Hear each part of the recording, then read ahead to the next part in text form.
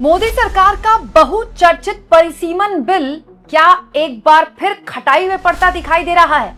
क्या राहुल गांधी की मीटिंग से सरकार को इस कदर निराशा हाथ लगी है कि जहां चर्चाएं कल चल रही थीं कि सत्र को बढ़ा दिया जाएगा, वो न केवल वक्त पर खत्म हो गया है बल्कि अब सरकार अपने उस बहुचर्चित बिल को भी एक तरह से ठंडे बस्ते में डालने के लिए तैयार है। दोस्तों, बड़ा डेवलपमेंट हुआ है। कल मैंने आपको इस खबर के जरिए बताया था कि न्यूज चैनल्स के जो पॉलिटिकल बीट कवर करने वाले रिपोर्टर हैं वो खबर चला रहे थे कि संसद का जो सत्र है वो बढ़ाया जा सकता है। 13 तारीख को मॉनसून का सत्र खत्म हो रहा था, लेकिन गतिरोध जो है वो सत्ता पक्ष और विपक्ष के बीच लगातार जारी था। यही वो सत्र है जिसको लेकर सरकार बड़ी उत्साहित थी कि हम इसमें डिलिमिटेशन बिल लेकर भी आ जाएंगे, पास भी कर लेंगे। बकायदा बहुत सारे पॉलिटिकल बीट कवर करने वाले, बीजेपी कवर करने वाले रिपोर्टर्स ने कहना शुरू कर दिया कि सरकार ने 2/3 बहुमत जुटा लिया है, डीएमके को मना लिया है।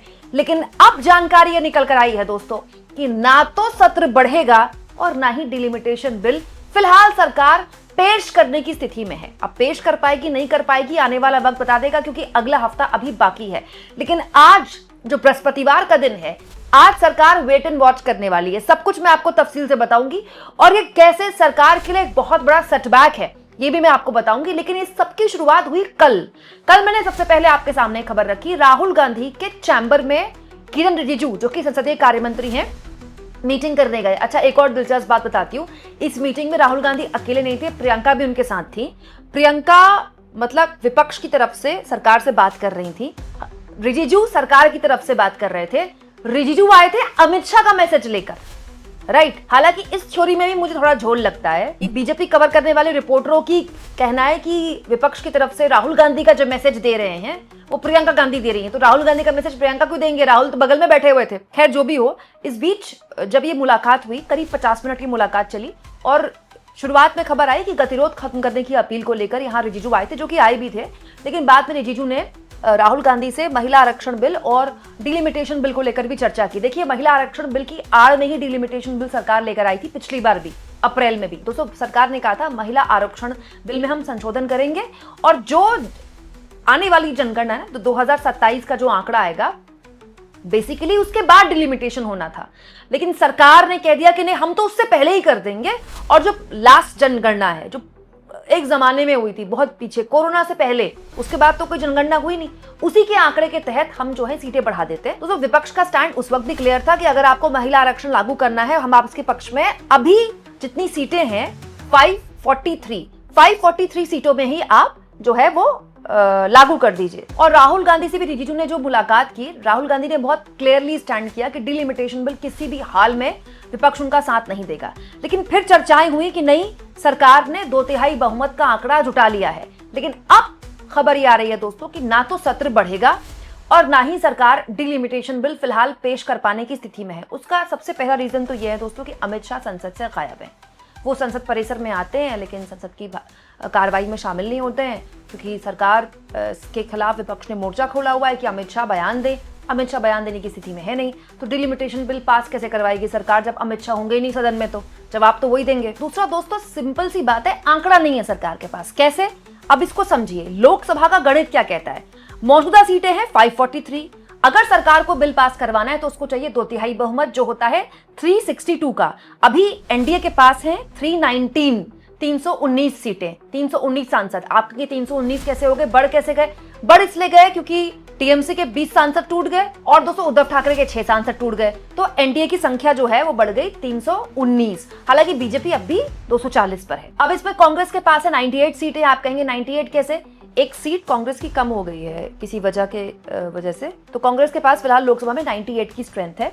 समाजवादी पार्टी के पास है 37 सीटें, डीएमके के पास है 22 सीटें, एनसीपी शरद पवार के पास है 8 सीटें और टीएमसी के पास, ममता बनर्जी के टीएमसी के पास है 8 सीटें। ये जो डीएमके के पास 22 सीटें हैं ना, और समाजवादी पार्टी के पास 37 सीटें हैं और एनसीपी शरद पवार 8 सीटें, इन्हीं पर एनडीए की नजर थी कि कुछ सपा से टूट जाएंगे, कुछ डीएमके से टूट जाएंगे। शरद पवार की पूरी पार्टी टूटने को तैयार है। ऐसा करके या तो एक नया दल बना दिया जाएगा या फिर तीनों ही दलों के 2/3 तोड़ लिए जाएंगे।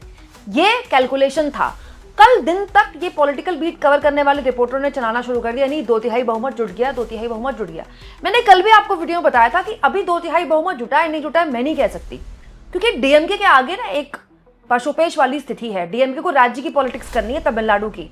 अगर ऐसे दौर में वो बीजेपी के साथ दिखाई देगी, जिसमें बकायदा कहा जा रहा है डीएमके के लिए, तमिलनाडु के लिए, कि जो इस बिल का साथ देगा वो तमिलनाडु का गद्दार होगा, तो डीएमके राजनीतिक तौर पर इस तरह का रिस्क लेगी नहीं। तो बड़ा सवाल ये कि सरकार के पास कम कितनी सीटें पड़ रही हैं। तो टीएमसी और यूबीटी यानी कि उद्धव ठाकरे की पार्टी तोड़ने के बावजूद भी अभी भी 2/3 बहुमत से एनडीए 41 यानी कि 41 सीटें दूर है। और अब जानकारी आ रही है कि फिलहाल सरकार 41 सीटें तो जुटाने की स्थिति में नहीं है। हालांकि एक थ्योरी ये भी कहती है कि सरकार बिल पेश कर दे, पास भले ही ना करवा पाए, लेकिन कम से कम उसके पास एक आंकड़ा आ जाए।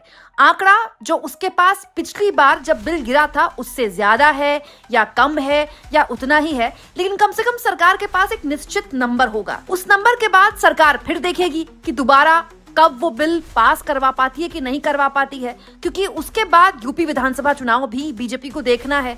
अब देखते हैं कि सरकार क्या वाकई में एक बार फिर अपना बिल गिरवाकर अपनी फजीहत करवाएगी, क्योंकि एक सरकार का बिल लाना और वो बिल गिर जाना ये बहुत बड़ी बेइज्जती होती है, जो इसी साल सरकार ने झेली है।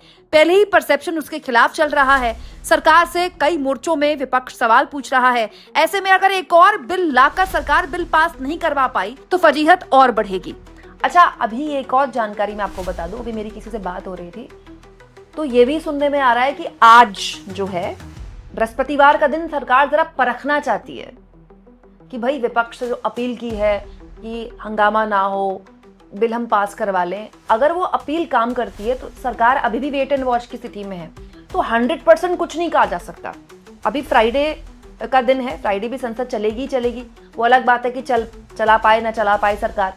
फिर उसके बाद सोमवार, मंगलवार, 13 तारीख को ऑलमोस्ट अभी 5 दिन और है। 5 दिन का वक्त सरकार के पास है। सैटरडे संडे छुट्टी है, फिर 13 तारीख आखिरी दिन होता है संसद का, 14 से फिर संसद ही खत्म हो जाती है, फिर 15 अगस्त आ गया।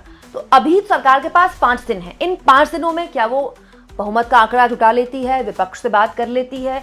इन सब में एक्चुअली दिक्कत क्या है, बीजेपी कवर करने वाले रिपोर्टर्स बस इसी बात पर ध्यान केंद्रित कर रहे हैं कि सीटों का जुगाड़ हुआ कि नहीं हुआ। वो ये भूल रहे हैं कि डिलिमिटेशन बिल अगर बहस में आता है तो अमित शाह को संसद में आना पड़ेगा। अमित शाह क्या संसद में आने की स्थिति में है?